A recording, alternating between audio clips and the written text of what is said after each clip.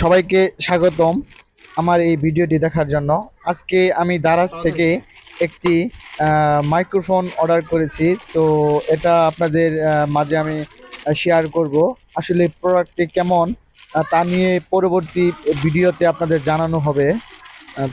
দামটা আসলে বলা যাবে না। আপনারা দেখতে পাচ্ছেন এটা হলো মাইক্রোফোনের মেনু। আর এই মাইক্রোফোনটা এখন আমি আপনাদের মানে খুলে দেখাবো। প্রতিটা পার্টসের বিষয়ে আপনাদের সাথে আমি শেয়ার করব।